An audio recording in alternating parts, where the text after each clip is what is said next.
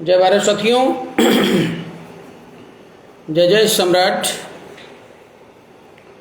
नमो बुद्धाय, जय संविधान।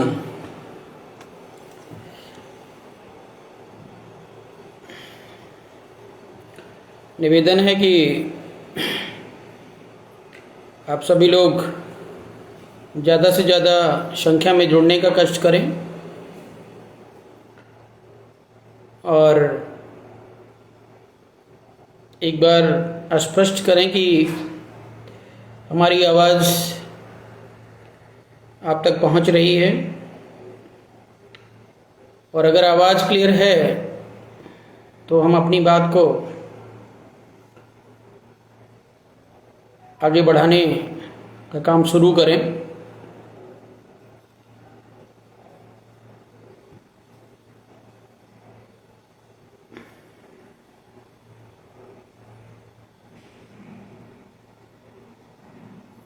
फटाफट सभी साथी जुड़ जाएं।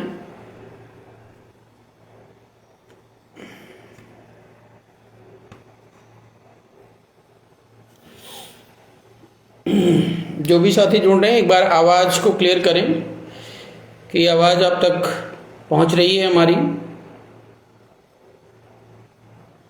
कमेंट बॉक्स में लिख करके स्पष्ट करें।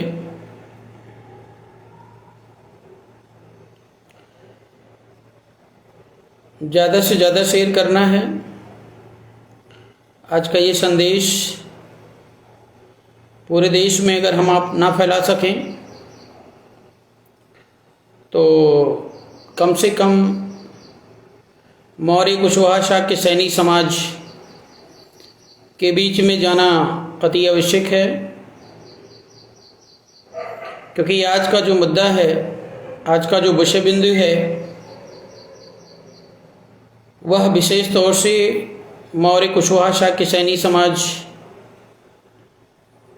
से ही संबंधित है। आदरणीय भाई शत्रुघ्न मौर्य जी, हमारी आवाज़ आप तक पहुंच रही है तो कृपया स्पष्ट करें। नानक चंद जी, ज़्यादा से ज़्यादा संख्या में जुड़ने का कष्ट करें और शेयर करें। तो एक्चुअली दोपहर का समय है। सुरेश जी जय भारत। आवाज़ हमारी आ रही है, एक ये चीज़ क्लियर करें, स्पष्ट करें, फिर मैं अपनी बात को स्टार्ट करता हूँ।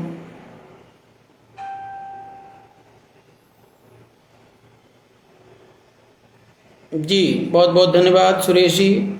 सभी साथियों का मैं अपने इस पेज पर स्वागत एवं अभिनंदन करता हूँ और सभी साथियों को पुनः जय जय सम्राट, जय भारत, जय संविधान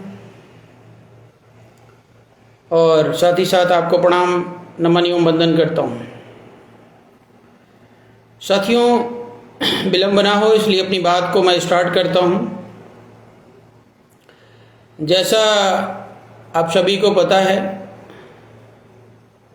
कि गालीबाज आशीष तिवारी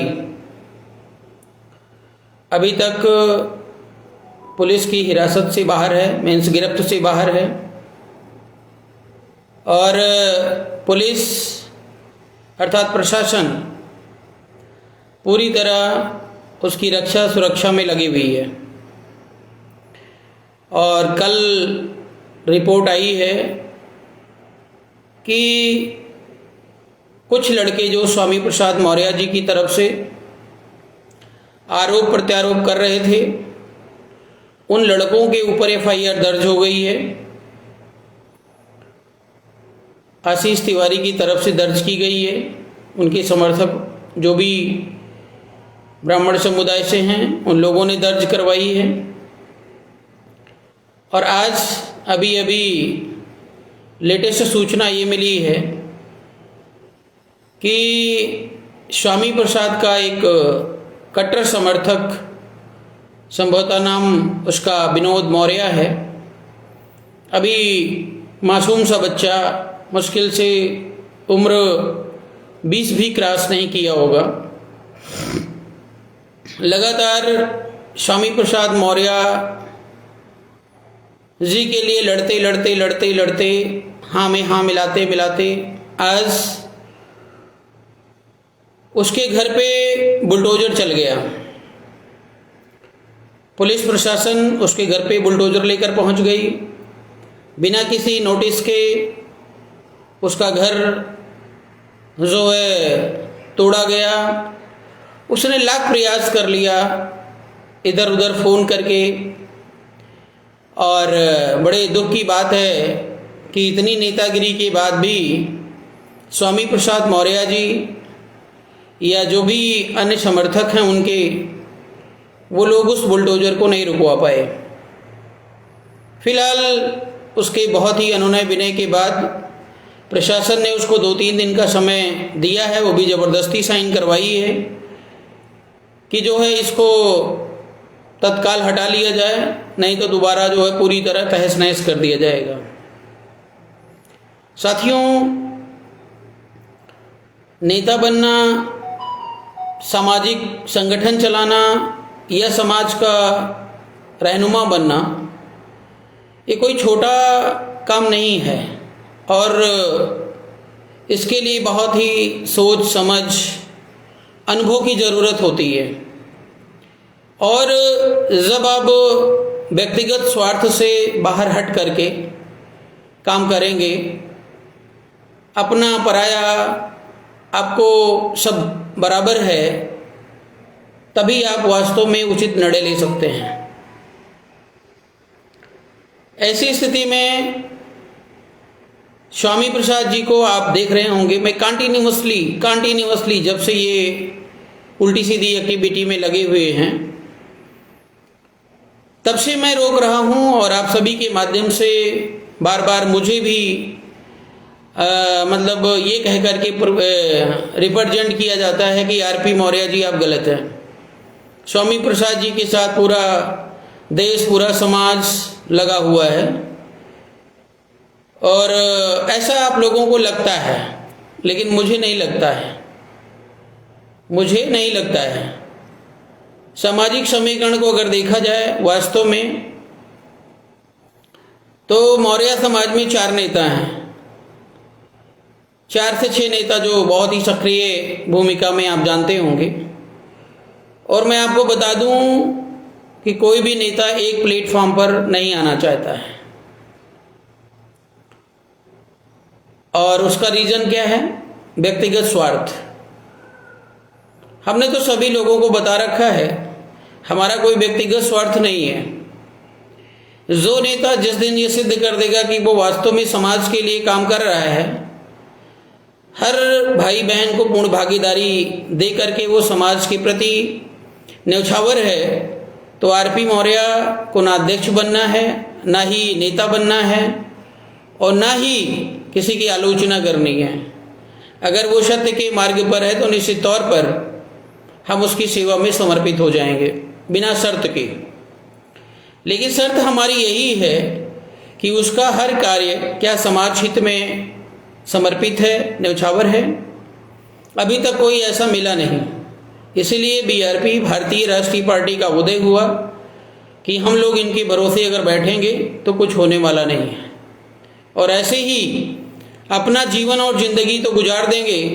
आने वाले दिनों में हमारे जो आने वाली पीढ़ी है उनकी भी जो है स्थिति बहुत ही खराब हो जाएगी। तो साथियों, मैं ये चिंता बार बार जो है व्यक्त कर रहा था, लेकिन कुछ लोगों को ये लगा कि स्वामी प्रसाद मौर्य जी इस बार डायरेक्ट सीएम बन जाएंगे। लेकिन अभी मैं आपको बता दूं, उम्र में हमसे बहुत बड़े हैं मिस्टर स्वामी प्रसाद मौर्य जी, लेकिन नेतागिरी का जो सामंजस्य है वो बनाने में अभी सक्षम नहीं है, और इसलिए मौर्य समाज की छाती पर चढ़ करके राजनीति करना उनका एक धर्म बन गया है। और वे सम्राट अशोक भगवान बुद्ध से प्रेरित ना हो करके वे प्रेरित हैं कांसी राम से, जिन्होंने शुरू में नारा दिया था, तिलक तराजू और तलवार इनको मारो जूते चार। साथियों, मैं आपको स्पष्ट बता दूं जानकारी के लिए कि भगवान बुद्ध ने सब भवतु शब मंगलम का फार्मूला दिया, सम्राट अशोक ने सर्वलोक हित से बढ़कर दूसरा कोई कार्य नहीं है, इसका नारा दिया। और उन्होंने कहा कि अगर हम किसी धर्म की आलोचना करते हैं तो आप ये समझ जाइए कि हम अपने धर्म को खुद ही खतरे में डाल रहे हैं। तो ऐसी स्थिति में स्वामी प्रसाद जी अभी सम्राट अशोक को न जानते हैं न पहचानते हैं। बेटा बेटी तो उन्होंने संघमित्रा और अशोक के नाम से पैदा कर दिया, लेकिन पिताजी के साथ साथ बेटा बेटी सब जो है सम्राट अशोक के मार्ग से बहुत दूर हैं। इसलिए हम उन समाज के युवाओं से विनम्र अपील करता हूँ कि ऐसे नेताओं के बहकावे में जो है आपको आने की ज़रूरत नहीं है। वो इसलिए कह रहा हूँ क्योंकि आप मौर्य हैं और मौर्य टाइटल रखते हैं, कहीं ना कहीं डायरेक्ट और इनडायरेक्ट में जो है हमारा आपका रिलेशन है बिरादरी का। इसलिए मैं एक शुभचिंतक होने के नाते ये हिदायत दे रहा हूँ, क्योंकि आप देखेंगे कि इसी मामले में जो उन्होंने बड़बोलापन दिखाया है, उस मामले में उन्होंने अपने बेटा और बेटी को शामिल नहीं किया। दूसरे के बेटा और बेटी को शामिल करके उल्टा सीधा बुलवा करके और उन्हें बलि का बकरा बनाया जा रहा है। और ऐसा नहीं है कि भाई स्वामी जी को पता चलेगा तो पूरी मदद मिलेगी। स्वामी जी को पता भी चलता है तो स्वामी जी जो है क्या कहते हैं, बिल में घुस जाते हैं या मुंह में उनके दही जम जाता है। ऐसा ही मैं पहले भी डिस्कस कर चुका हूँ, 2-3 उदाहरण आपके बीच में हैं। लखनऊ का एक मैटर है, उस मैटर में जब इन्होंने रामचरितमानस के खिलाफ कुछ बोला हुआ था तो कुछ लोगों ने मिलकर के रामचरितमानस को जला दिया। 3 लोगों पे रासुका लगी हुई थी। एक भाई ने किसी तरीके से बच बचा करके अपनी जान बचाई और 2 लोग जो है 1.5 से 2 साल जेल काट करके और 5 लाख रुपए का इन्वेस्टमेंट करके अब वह जो है किसी तरीके से बेल पर रहा है। तो साथियों, कुल मिला करके जो भी नेता नेतागिरी करता है तो उससे अगर समाज का नुकसान हो रहा है या समाज के लोग फंस रहे हैं और नेता जो है वो बार बार बच जा रहा है, तो ऐसे नेताओं से सावधान रहने की ज़रूरत है। साथियों, इतने दिन से राजनीति में मैं खुद हूँ और जब भी आपने देखा होगा तभी हम अपने सभी साथियों को कभी भी अकेला छोड़ते नहीं हैं और ना ही उनको लड़ने के लिए या किसी प्रकार की एक्टिविटी में शामिल करते हैं कि उनके लिए वो खतरा बन जाए। जहाँ पर ऐसी स्थिति आती है खतरे की या कहीं पर भी ऐसी सिचुएशन आती, वहाँ पर आरपी मौर्य सीना तान के खड़ा रहता है, चाहे वो जेल जाना हुआ, चाहे किसी और प्रकार से अपमान को सहना हुआ, हम पूरी ताकत के साथ जो है वहाँ पर आपको खड़े मिलेंगे। तो सबसे पहले नेता की बड़ी जिम्मेदारी होती है कि अपने साथियों और कार्यकर्ताओं की रक्षा और सुरक्षा, जो स्वामी जी न कर पाए हैं कभी और न आगे कर पाएंगे। अब साथियों, कल जो है मीन्स 31 अगस्त को, जैसा आप सबको पता है कि पहले से घोषणा की जा चुकी है कि हम लोग जो है आशीष तिवारी के घर कल जा रहे हैं, क्योंकि आशीष तिवारी ने ये चैलेंज किया है कि जो है जितने भी मौर्य हैं हम उनका सर काट लेंगे, हम उनको जो है पूरे उत्तर प्रदेश में नचाएंगे, घुमाएंगे। हमारा सवाल जो है आशीष तिवारी से ये है कि उन्होंने या उसने पूरे समाज को गाली क्यों दी। अगर स्वामी प्रसाद मौर्य सनातन का अपमान कर रहे थे या उनके लोग जिनको उन्होंने पाल रखा है वो लोग अगर सनातन का अपमान कर रहे थे तो उनके खिलाफ FIR होनी चाहिए या उनके खिलाफ कार्रवाई होनी चाहिए, जिसको लेकर आप व्यक्तिगत रूप से FIR कर सकते थे। लेकिन आशीष तिवारी, तुमने जो है पूरे मौर्य समाज को गाली दिया है और महान सम्राट अशोक को पूरी तरह अपमानित किया है। वही महान सम्राट अशोक जिनसे पूरा देश चलता है, जो विश्व विजेता कहलाए हैं, जिन्होंने धर्म को, जिस धर्म की रक्षा आप करने की बात कर रहे हो, उस धर्म को धरती पर उन्होंने उतार दिया था। देश सोने की चिड़िया थी, लोग विदेशों से यहाँ पर पढ़ने आते थे और जो अभी तक भारत में लुटेरे आए, वे लुटेरे क्या करने आते थे? वो सारे लुटेरे सम्राट अशोक की विरासत को ही लूटने आए हैं। जब भारत सोने की चिड़िया थी तो आप समझ ही सकते थे कि पूरे विश्व में कितने अमीर हम थे। पूरे देश की जो जीडीपी होती है, उस जीडीपी का 50% जो अमाउंट है वो हमारे पास हुआ करता था। वह भारत था स्वर्णिम भारत। और ऐसे भारत को स्वर्णिम बनाने वाले महान सम्राट अशोक, महान, जिन्होंने कभी किसी की आलोचना नहीं की, उसको आशीष तिवारी ने भला बुरा कहा। यह सिर्फ मौर्य समाज का अपमान नहीं है, ये पूरे देश का अपमान है, ये पूरे संविधान का अपमान है, राष्ट्र का अपमान है, तिरंगे झंडे का अपमान है और हमारे राष्ट्रीय चिन्ह का अपमान है। ऐसी स्थिति में इस व्यक्ति पर देशद्रोह का मुकदमा होना चाहिए और इसको सलाखों के पीछे होना चाहिए। तो सबसे पहला जो ऑफर है आशीष तिवारी के लिए, उन्होंने बोल रखा है कि मैं आरपी मौर्य कसर काट करके, पूरे आरपी मौर्य ही समझिए, क्योंकि उन्होंने पूरे जितने भी मौर्य की बात करी है कि अगर तुम सम्राट अशोक के वंशज हो या खुद को मौर्य कहते हो तो पूरे देश में जो है सर काट करके घुमाऊंगा। तो मुझे ये देखना है कि आशीष तिवारी के अंदर कितनी क्षमता है और कितनी ताकत है कि वो हमारा सर काट करके घुमाने की क्षमता रखते हैं, और अगर रखते हैं तो वो करके दिखाए। कल हम और हमारे साथीगण रायबरेली जो है पहुंच रहे हैं अपराह्न 2 बजे, सलोन मटका सीधे उनके घर। अब ऐसी स्थिति में साथियों, इस समस्या का समाधान क्या हो सकता है? समस्या का समाधान, क्योंकि भगवान बुद्ध ने कहा अगर कोई समस्या है तो उसका कारण है तो निवारण है। तो हम नहीं चाहते हैं कि मौर्य समाज और जो ब्राह्मण समाज है वो खून की होली खेले, क्योंकि आए दिन स्वामी प्रसाद मौर्य जी की वजह से लगातार आरोप प्रत्यारोप चल रहे हैं और देश में एक चमारपंथी राजनीति खड़ी हो गई है, जिसको चमारपंथ बोलते हैं। मैं स्पष्ट बता दूं, उनको जब बोलना होगा तो वो उनका मिशन ही है कि ब्राह्मण को गाली देना, उनको अपना काम नहीं करना है। अगर जब भी आप उनकी पार्टी में जुड़ जाओगे, उनके साथ आप चलोगे, तो वे आपको, अपने को हमेशा आपसे ऊपर दिखाएंगे, मतलब वो ओबीसी के बाप बनेंगे। और अगर किसी आप ब्राह्मण वर्ग के साथ चलोगे तो वो तो बाप है ही हैं, वो तो पहले से सिद्ध करके बैठे हुए हम तुम्हारे बाप हैं। तो जो यहाँ पर सोच रखते हैं चमारपंथी वाली, वो चमारपंथी वाली सोच ये है कि ब्राह्मण को गाली देना ही सबसे बड़ी क्रांतिकारी निर्णय हो सकता है, सबसे बड़ा क्रांतिकारी काम है।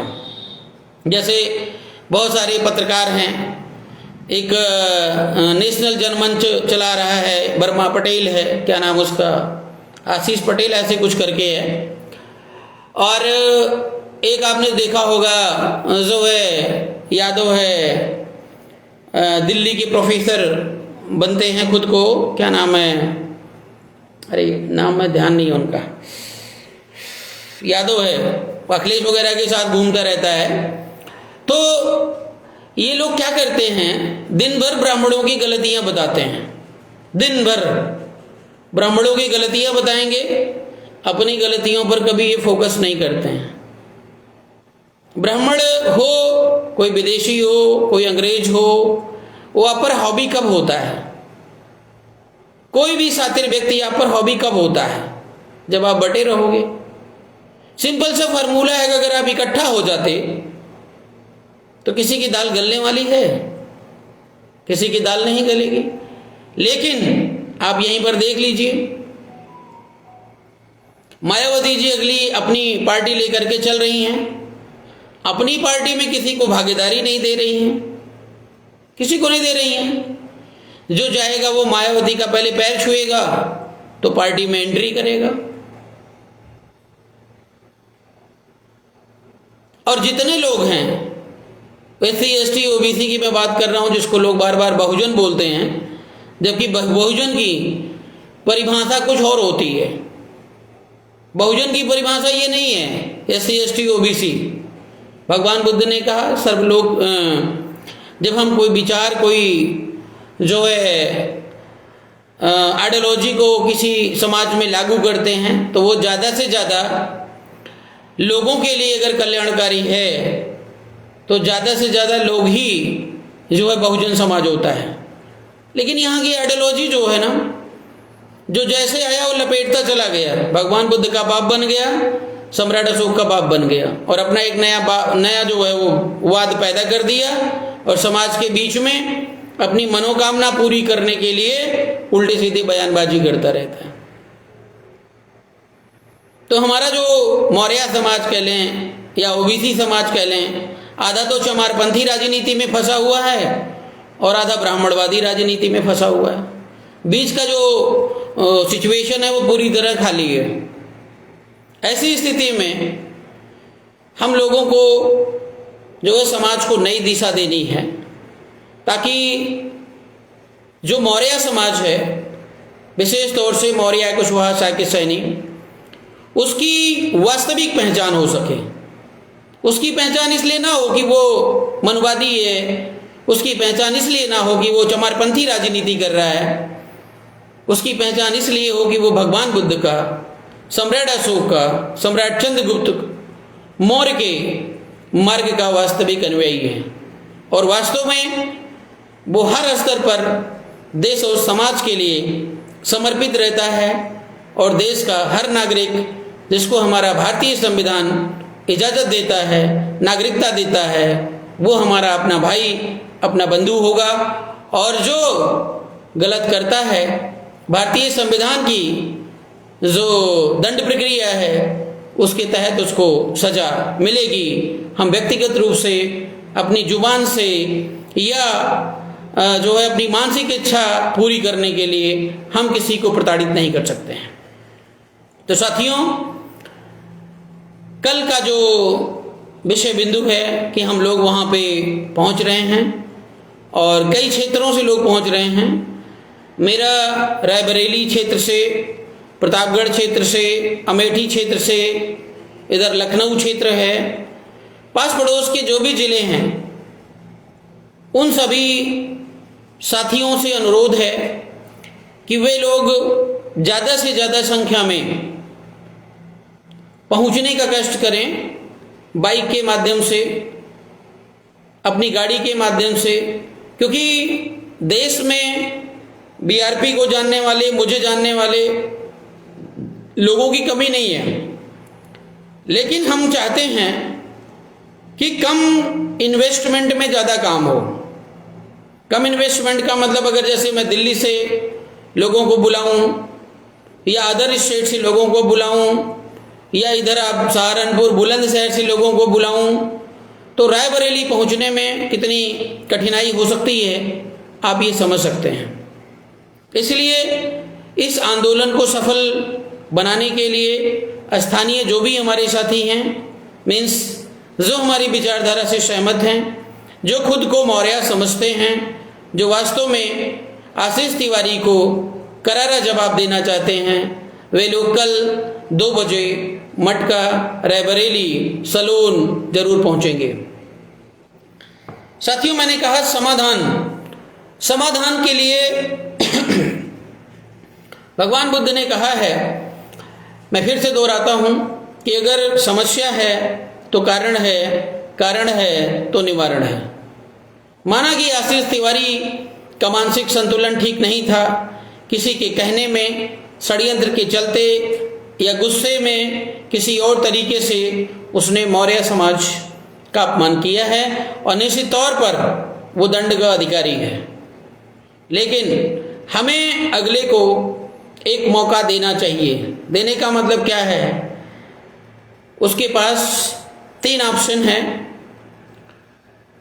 ऑप्शन नंबर 1 ये है कि अगर वो सबसे पहला ऑप्शन उसके लिए ये है कि वो अगर अपने आप को वास्तव में ब्राह्मण समझता है और अपने दावे पर अटल है, तो RP मौर्य का सर कल ये धड़ से उड़ा देगा। कल आरपी मौर्य का सर ये जो है कलम कर देगा, क्योंकि आरपी मौर्य ने उसका जो चैलेंज है वो स्वीकार कर लिया है।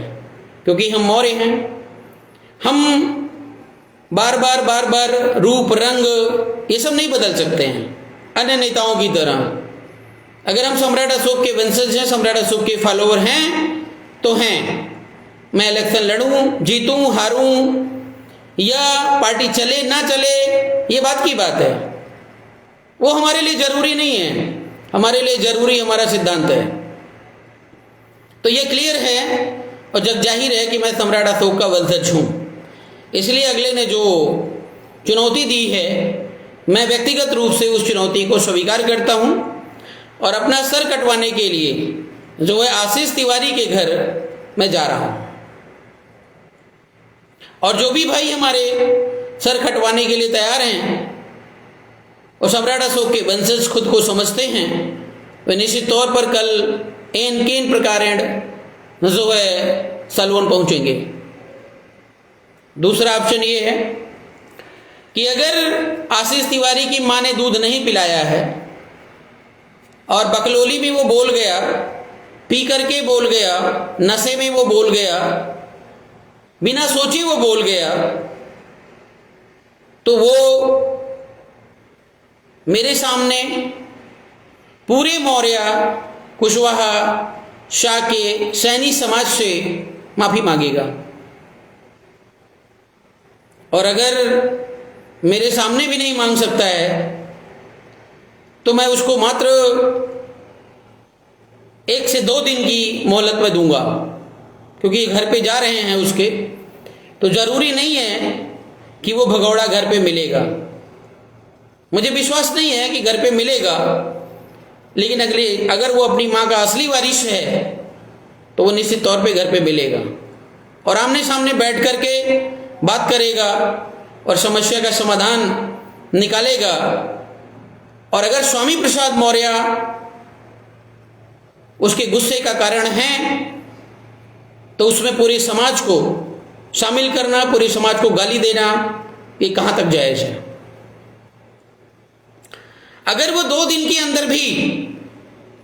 अंदर भी माफी नहीं मांगता है, पुलिस हिरासत में नहीं लेती है, तीसरा ऑप्शन ये है, पुलिस को मैं पहले ही लेटर लिख चुका हूं, बता चुका हूं, लेकिन यहां पर पुलिस राजनीति कर रही है, यहां पुलिस गेम खेल रही है। क्योंकि जो सत्ताधारी लोग हैं वो कितना सीरियस है मामले को लेकर के, वो आप जानते हैं।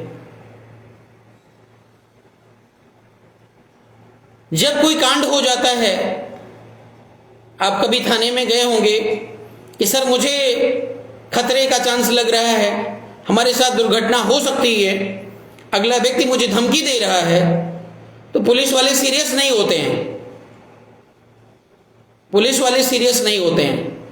लेकिन जब घटना हो जाती है तो पुलिस वाले जांच बिठाते हैं। ये सबसे बड़ी लापरवाही है और आधी जो घटनाएं हैं वो इसी कारण से होती हैं। अब तक आशीष तिवारी को गिरफ्तार करके जेल में डाल दिया जाना चाहिए था, और जो इधर स्वामी प्रसाद मौर्य की तरफ से अनाप शनाप बके जा रहे हैं, हिंदू धर्म को गाली दी जा रही है, ब्राह्मण समुदाय को गाली दी जा रही है, इनके खिलाफ भी कार्रवाई होनी चाहिए थी और इनको भी जेल में डाला जाना चाहिए था। लेकिन नहीं, पुलिस की लापरवाही और अपनी दबंगई के चलते ये मामला आगे बढ़ता चला गया। तो कहना मेरा ये है, रायबरेली पुलिस से, उत्तर प्रदेश पुलिस से और उत्तर प्रदेश के माननीय मुख्यमंत्री श्रीमान योगी आदित्यनाथ जी से कि अगर ये माफी नहीं मांगता है तो इसको तत्काल गिरफ्तार किया जाना चाहिए। और अगर उसके बाद भी गिरफ्तारी नहीं होती है, क्योंकि ये मामला बीआरपी का है, बीआरपी के पास आ चुका है, और बीआरपी का जो मैटर है वो जब तक मैटर हल नहीं हो जाता है तब तक बीआरपी उसको छोड़ती नहीं है। किसी भी स्थिति तक मामला जाए, हाई कोर्ट जाए, सुप्रीम कोर्ट जाए, किसी अन्य प्रकार का जो है कार्य करना पड़े, तो हर तरीके से हम लोग तैयार हैं। तो मैं 2-4 दिन की मोहलत प्रशासन को फिर दूंगा कि इसकी गिरफ्तारी जो है अविलंब किया जाए, और अगर उसके बाद भी गिरफ्तारी नहीं होती है तो निश्चित तौर पर जब भी हम धरना करते हैं तो आपको पता होगा कि वो धरना 1 दिन 2 दिन का नहीं होता है, वो धरना अनिश्चितकालीन धरना होता है, और अनिश्चितकालीन धरने में सरकार को घुटने टेकना ही पड़ेगा। योगी आदित्यनाथ को उसे गिरफ्तार करना ही पड़ेगा, क्योंकि योगी आदित्यनाथ जी उत्तर प्रदेश के मुख्यमंत्री हैं, लेकिन बिना जनता के समर्थन के, बिना जनता के सहयोग से कोई सरकार चलती नहीं है। तो साथियों, मैंने आज इस वीडियो के माध्यम से अपनी अपील आप लोगों के सामने रख दी है। प्रशासन से भी मैंने अपील कर ली है, मुख्यमंत्री सूबे के मिस्टर योगी आदित्यनाथ जी से भी मैंने अपील कर ली है। उम्मीद करता हूं कि प्रशासन, आदरणीय मुख्यमंत्री जी और आप अपनी अपनी जिम्मेदारी को बखूबी से निभाएंगे। साथियों, हम कमजोर किस मामले में हैं? हम कमजोर नहीं हैं। अपनी खाते हैं, अपनी कमाते हैं, किसी के सामने हम लोग भीख नहीं मांगते हैं, भीख नहीं मांगते हैं। ये मौर्य समाज में आप चले जाइए, मैंने जो है देश के कई राज्यों का भ्रमण किया है, देखा है, जहां जहां पे मौर्य आपको दिखाई देगा वो स्वाभिमानी मौर्य दिखाई देगा। लेकिन उस स्वाभिमान को मारने का काम ये हमारे समाज के जो दलाल टाइप के नेता हैं, जिनको एक पार्टी खड़ी करनी नहीं आती, जल्दी विधायक और मंत्री बनने के चक्कर में इधर उधर कटोरा लेकर के खड़े हो जाते हैं, उन लोगों ने मटिया मेट कर दिया है। हमारे आपके स्वाभिमान को पूरी तरह खत्म कर दिया है, और बार बार हम लोग मारे जाते हैं, दबाए जाते हैं, शोषित किए जाते, शोषण के शिकार होते हैं। अब आप देख लीजिए कि अगर राजनीति की ही मैं बात करूं तो उसी बीजेपी में आपके श्रीमान केशव प्रसाद मौर्य जी भी हैं, जो इस समय डिप्टी सीएम हैं, और उसी बीजेपी में डिप्टी सीएम पाठक साहब भी हैं। पाठक साहब की टीम एक्टिव है, उस बच्चे का घर गिराने के लिए बुलडोजर पहुंच गया, लेकिन वहीं पर केशव प्रसाद मौर्य जी की टीम एक्टिव ही नहीं है। ना तो केशव प्रसाद मौर्य जी का कोई बयान है, और ना तो कोई एक्शन है कि भाई मान लेते हैं अगर हमारे समाज के बेटे ने, भाई ने जाने अनजाने में कुछ कह दिया हो तो उसके लिए हम क्षमा प्रार्थी हैं, या किसी और तरीके से उसको समझाया बुझाया जा सकता है, लेकिन नहीं। केशव प्रसाद मौर्य जी पूरी तरह शांत हैं, बुलडोजर चल गया और परिणाम आपके सामने है। तो यहां पर भी आप सक्रिय नहीं हो पा रहे हैं, अपनी बात को दमदारी से रख नहीं पा रहे हैं। वहीं पर आप हरियाणा चले जाइए, मिस्टर नायब सिंह सैनी जी हैं, हरियाणा के मुख्यमंत्री हैं, लेकिन उनको आदेश कार्रवाई क्या करनी है, ऊपर से लेटर बन करके आता है, और लेटर जब बन करके आता है तो उस पर वो साइन कर देते हैं। मजबूरी हो और चाहे मगरूरी हो, करना तो पड़ेगा। तो ये जो है इस देश के अंदर चल रहा है, और ऐसे लोगों ने ही समाज की दिशा को पूरी तरह भ्रमित कर रखा है। और ऐसे लोगों में हमारे समाज की जो श्रद्धा है वो बहुत जबरदस्त लगी हुई है। हमारा समाज जो है वो राजनीति में अपना समय नहीं देना चाहता है। बहुत सारे लोग देख रहे होंगे कि कल आरपी मौर्य जाते हैं तो देखता हूं क्या करते हैं। बहुत लोग कमेंट करेंगे, देखता हूं कि तुम क्या कर लेते हो।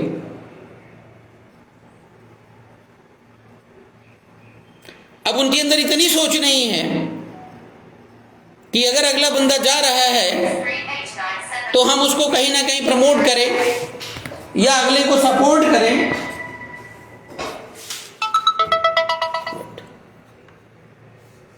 अगले को प्रमोट करें, सपोर्ट करें।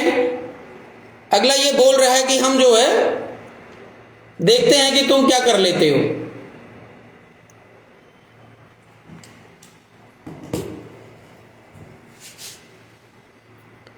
जब जब समाज ने, चाहे कहीं पर मर्डर हुआ, कहीं हत्या हुई है, आप देखे होंगे,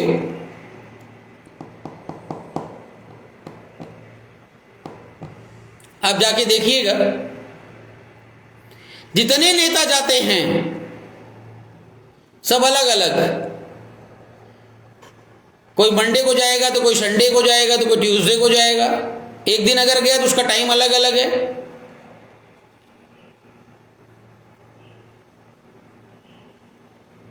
और कोई किसी से मिलेगा नहीं।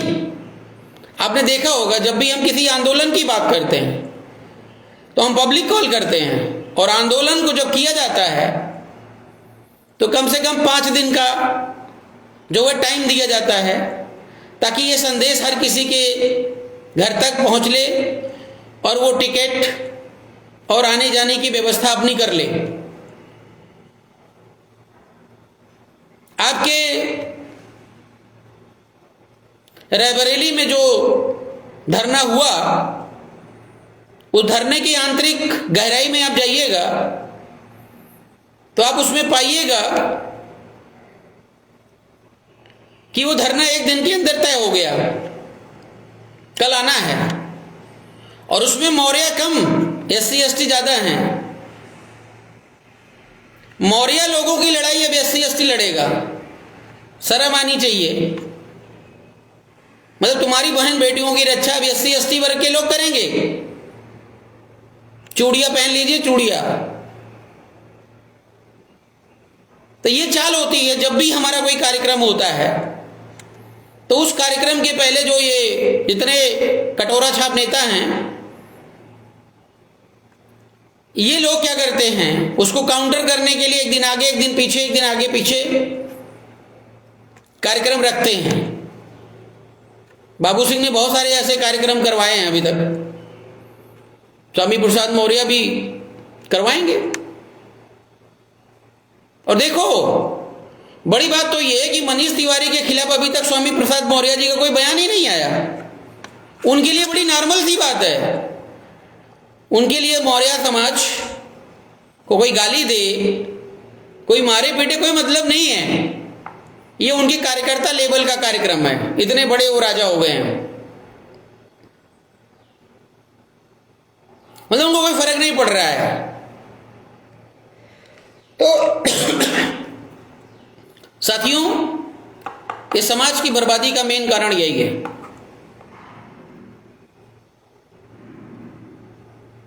बस समस्या का समाधान आप चाहते हैं ना, तो निश्चित निश्चल मन से, मीन्स पवित्र मन से, जब कहीं कोई आंदोलन हो, प्रदर्शन हो, तो मैं ये नहीं कहूंगा कि आप आंख बंद करके चले जाइए। इतना मैं जरूर कहूंगा कि आप उस कार्यक्रम का आकलन करिए, उसको परखिए, उसको जानिए और समझिए, और उसके बाद अगर समझ में आ जाए तो निश्चित तौर पर उस आंदोलन का हिस्सा बनिए। और जो आंदोलन कर रहा है उसका नाम क्लियर होना चाहिए कि कौन है आंदोलन करने वाला, किसके नेतृत्व में आंदोलन हो रहा है। आपको पता ही नहीं कि रायबरेली में आंदोलन करने वाला कौन था। समाज समाज समाज क्या होता है? समाज ने कैसे डिसाइड कर लिया? बिना नेतृत्व के कैसे भीड़ इकट्ठा हो गई? ऐसे ही हवा में। मतलब क्या है, अंदर अंदर क्या चल रहा है? बहुत आसान है कि सीधा सीधा सोच लेना। कुछ हमारे लोग शेयर कर रहे हैं कि समाज के लोगों की भीड़ देख करके प्रशासन के घुटने कमजोर, आशीष तिवारी की हालत खराब, न जाने क्या क्या। एक भी नेता वहां पर नहीं था, एक भी नेता वहां पर नहीं था जो अपनी बात को दमदारी से रख सके। टाइम भी डिसाइड हो गया, आंदोलन भी हो गया।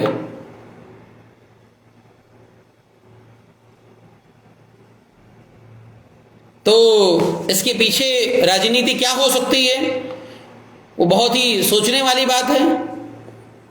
और इसमें जो फंसते हैं वो आम इंसान फंसते हैं, सीधे साधे बच्चे फंसते हैं, जो भी विनोद की बात हो रही है।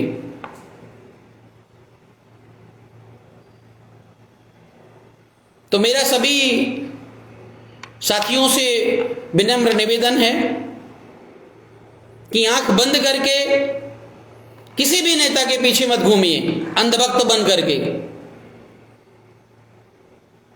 क्योंकि जब आप अंधभक्त बन जाते हैं, उसी का फायदा नेता उठाता है और फिर आपकी जो उस विश्वास है उसका वो व्यापार करता है। और व्यापार अभी तक हुआ है।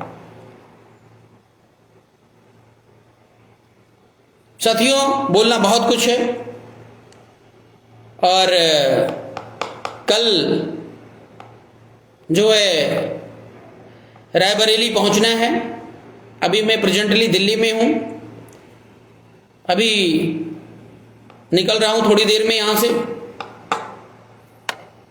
और कल अपराह्न 2 बजे हम रायबरेली मटका सलोन मिलेंगे। आप सभी से मेरा विनम्र निवेदन है, जो भी साथी मुझे जानते हैं बेहतर तरीके से, उनसे खास तौर से, कि आप लोग समय निकाल करके इस अभियान का हिस्सा बने, ज़्यादा से ज़्यादा उपस्थिति दर्ज कराएं, क्योंकि संघ में बड़ी शक्ति होती है। और हम लोग जो भी काम करते हैं स्वतंत्रता पूर्वक करते हैं, उसमें कोई साजिश अंदर बाहर की नहीं होती, एकदम क्लियर कॉन्सेप्ट होता है। और पैसे दे करके भीड़ बुला लेना, भीड़ नहीं है तो किसी दूसरे भीड़ को बुला लेना, नेताजी वाहवाही, नेताजी को वाहवाही चाहिए, वाहवाही बटोर लेना, ये सब काम हम लोग नहीं करते हैं। क्योंकि हम लोग एक सिस्टम लेकर के आए हैं, भारत देश को पवित्र बनाने आए हैं, और भारत को सोने की चिड़िया फिर से बनाएंगे, आज नहीं तो कल। उसके लिए स्ट्रगल कितना करना पड़ेगा वो मैटर नहीं करता। तो साथियों, आप सभी से भरपूर सहयोग की मैं अपील करता हूं, और निश्चित तौर पर अपने इस मुहिम को लेकर के हम कामयाब होंगे। और हमारे समाज को जो अपमानित किया गया, मौर्य समाज को अपमानित किया गया, सम्राट अशोक महान को अपमानित किया गया, उसके प्रति हमें, आपको और हमारे पूर्वजों को न्याय मिलेगा, और न्याय दिलाने की जिम्मेदारी भारतीय राष्ट्रीय पार्टी की है। बस आप सभी से साथ सहयोग की बहुत विनम्र अपील करता हूं, बार बार करता हूं। अगर हम इस प्रकार से जो है आंदोलन प्रदर्शन करके अपने आप को ताकतवर सिद्ध नहीं किए तो आए दिन गलियों में पिल्ले जो है वो भौंकते रहेंगे। तो ऐसे पिल्लों का मुंह नोचना, दबाना, उनकी आवाज़ को दबाना, ये हमारी और आपकी नैतिक जिम्मेदारी है। बहुत बहुत धन्यवाद। इन्हीं शब्दों के साथ मैं अपनी बात को विराम देता हूँ और सीधे हम लोग सलोन में मिलेंगे। बहुत बहुत आभार आप सभी का।